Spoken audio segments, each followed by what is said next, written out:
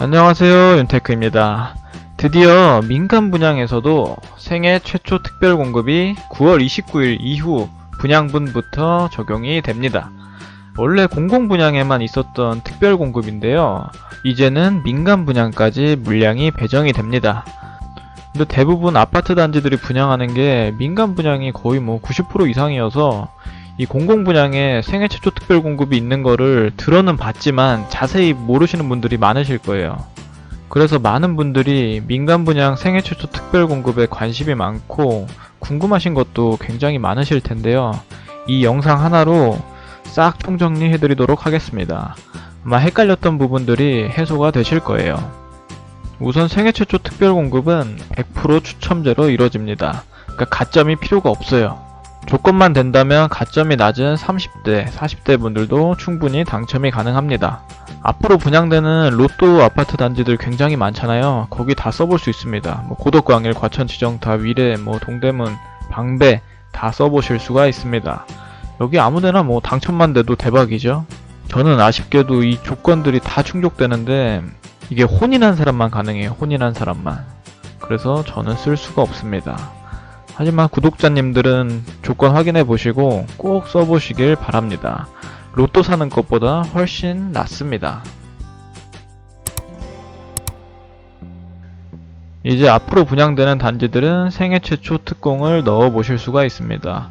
고덕 강일지구 5블럭하고 1블럭 넣어 보실 수 있고, 과천 지정타 S1, S4, S5, 동대문 레미안 2문 1구역, 위례 5블럭, 12블럭, 방배동, 아크로, 파크브릿지. 일단 이게 연내에 계획된 물량들입니다. 자세한 청약 정보가 궁금하신 분들은 여기에 링크 띄워드릴게요. 한번 보고 오시면 좋을 것 같습니다. 자, 이게 많은 분들이 헷갈려서 제가 표로 한번 만들어 봤습니다.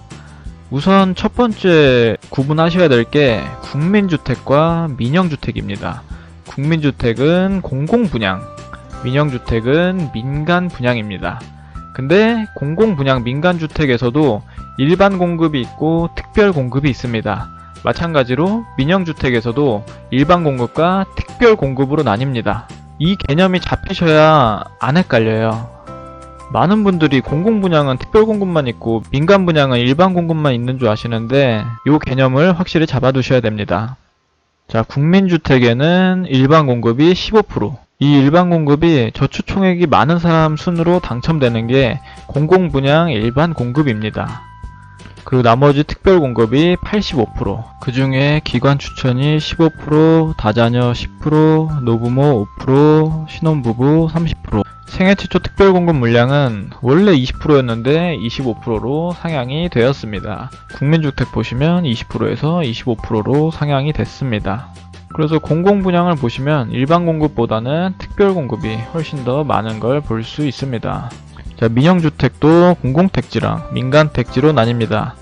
이거를 간단히 설명해드리면 재건축 재개발 같은 거는 민간택지라고 보시면 되고, 공공택지는 그냥 아무것도 없던 그 북일해 같은데 거기 아무것도 없던 토지에서 아파트를 지으면 공공택지라고 보시면 됩니다. 정확한 정의는 이게 아닌데 간단히 이렇게 보시면 될 것 같습니다. 공공택지에서 일반 공급은 42%, 그리고 특별 공급이 58%인데 그 중에서 기관 추천 10%, 다자녀 10%, 노부모 3%, 신혼부부 20%, 생애 최초가 15% 배정을 합니다. 원래 민영주택은 생애 최초 특별 공급 물량이 아예 없었어요. 근데 이번에 공공택지는 15%, 민간택지는 7%로 배정이 되었습니다. 대형 평수는 안되고요. 8호제곱 이하만 가능합니다.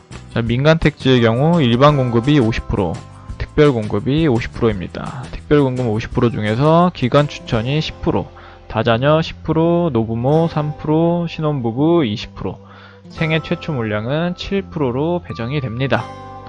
자, 이게 이해가 되셨을까요? 이거를 이해하셔야지 이제 안 헷갈립니다. 전체적으로 다 봤으니까 이제 생애 최초 특별 공급에 대해서 자세히 알아보도록 하겠습니다. 자, 우선 생애 최초 특별 공급의 자격 요건입니다. 1순위에 해당하는 무주택 구성원이어야 합니다. 자, 1순위 조건도 헷갈려 하시는 분들이 많아서 제가 이 조건을 가지고 왔어요. 청약 신청자 본인이 주민등록 등본상의 세대 주여야 합니다. 그러니까 무주택 세대 주여야 합니다. 그리고 청약통장 가입기간이 24개월 이상이고 지역별, 면적별 청약 예치 금액을 충족하셔야 됩니다. 이게 많은 분들이 물어보세요. 추첨제 물량은 청약통장 가입기간 24개월이 안 돼도 쓸 수 있냐고. 뭐 쓸 수는 있는데 1순위로는 못 쓰고 2순위로 씁니다. 그래서 웬만한 인기 많은 단지들은 다 1순위에서 마감돼요. 그래서 실질적으로 당첨 가능성이 없다고 보면 됩니다. 다음은 무주택 또는 1주택만 보유하고 있으신가요? 과거 5년 이내 다른 주택 당첨된 사실이 없으신가요? 3번, 4번 항목은 청약 신청자랑 청약 신청자 세대원을 포함하는 내용입니다. 위 4가지 항목이 모두 다 해당될 경우 1순위 청약이 가능합니다. 이게 1순위 조건이에요. 이 조건은 일반 공급에서도 마찬가지입니다.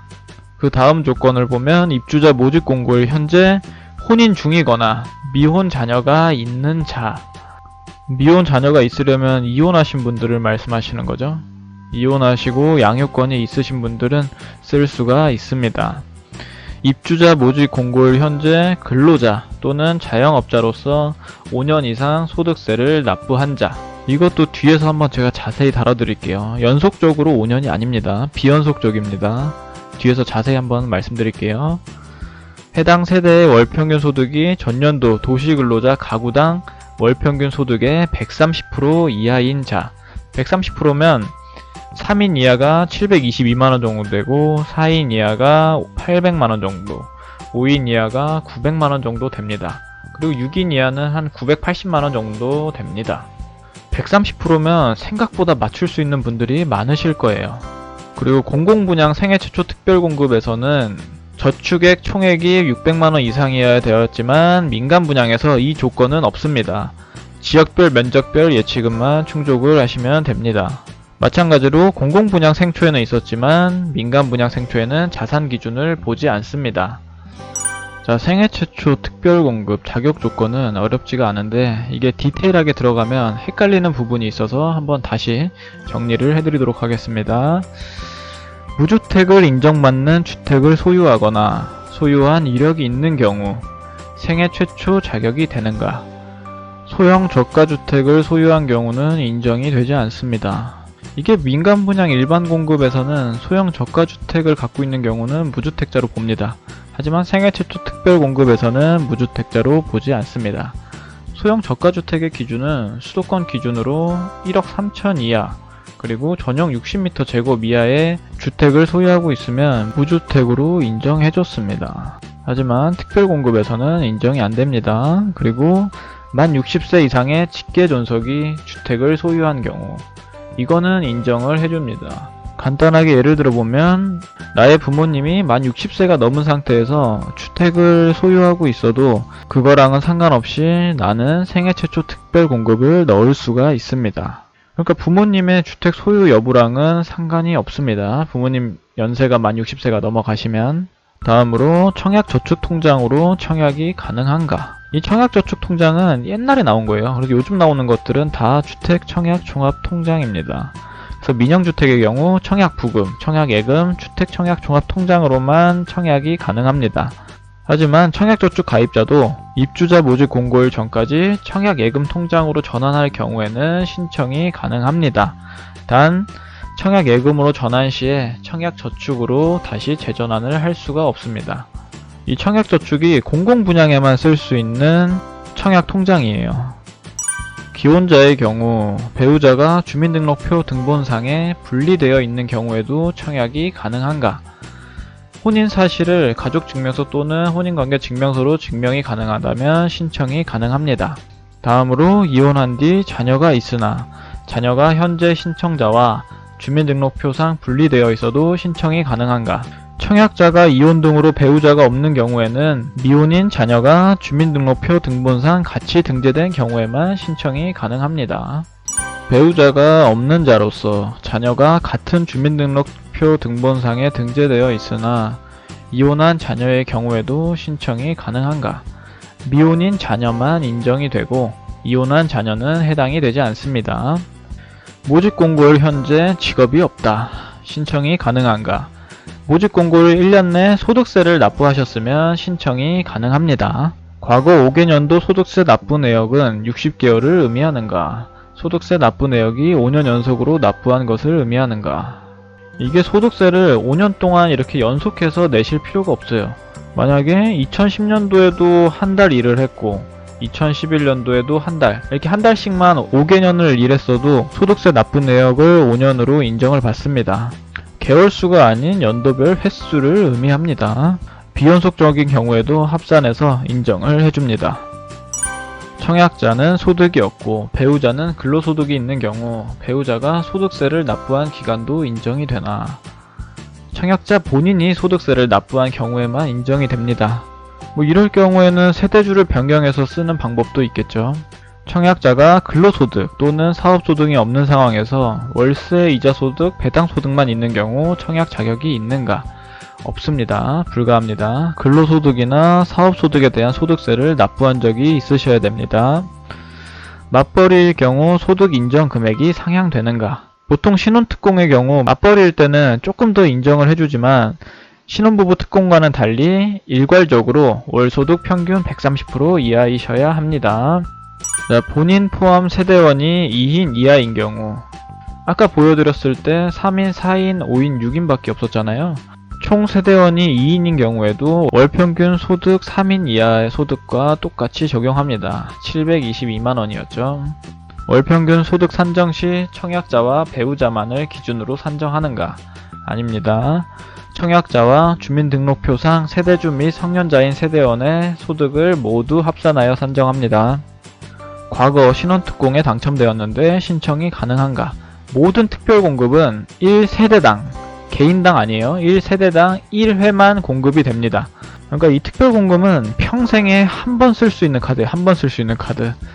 그래서 이 누구에게나 주어진 기회를 꼭 쓰셔야 됩니다. 근데 이걸 잘 몰라서 날리시는 분들도 굉장히 많아요. 그래서 청약 공부를 하셔야 됩니다. 자, 양이 꽤 많죠? 이게 마지막 페이지입니다. 자, 해외 근무자는 어떻게 되나? 해외에 장기간 근무 중인 청약자는 우선 공급 대상자에서 제외가 됩니다. 이 장기간 근무 기준이라는 게 모집 공고일 기준으로 과거 2년 이내에 계속해서 연속해서 90일, 연간 누적으로 183일을 초과해서 해외에 거주한 경우를 장기간 근무라고 보고 있습니다. 이런 분들은 생애 최초 특별공급에 넣을 수가 없습니다. 단 예외적으로 생업 사정으로 인하여 혼자서 국외에 체류한 경우, 단신 부임인 경우 국내에 거주한 것으로 인정해서 청약이 가능합니다. 온 가족이 외국에서 거주한 게 아니라 한 분만 해외에 파견돼서 돈을 벌어오셨다면 생애 최초 특별공급을 쓸 수가 있습니다. 그 다음으로 이것도 많이 물어보시는데 생애 최초 특별공급 신청자가 일반 공급에도 중복 신청이 가능한가? 가능합니다. 청약자는 같은 단지에 특별공급, 일반공급 두 가지 모두 청약이 가능합니다. 그러니까 생애 최초 특별공급뿐만 아니라 신혼특공, 다자녀, 노부모 이런 것도 다 일반공급하고 같이 청약을 하실 수가 있습니다. 하지만 특별공급이 당첨되면 이 특별공급이 먼저 우선적으로 적용이 돼요. 그래서 일반 청약은 무효로 됩니다. 그리고 특별공급 중에서도 하나만 신청할 수 있어요. 신혼부부 특공이랑 생애 최초 특별공급은 같이 못 씁니다. 같은 단지에서. 자, 여기까지 생애 최초 특별공급에 대해서 정리를 해드렸습니다. 어떻게 다 이해는 되셨을까요? 이게 내용이 그렇게 어렵지는 않은데 이게 계속 까먹어요.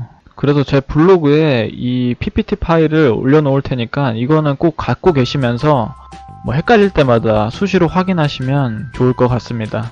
자, 오늘 내용이 도움이 되셨다면 구독과 좋아요 부탁드립니다. 감사합니다.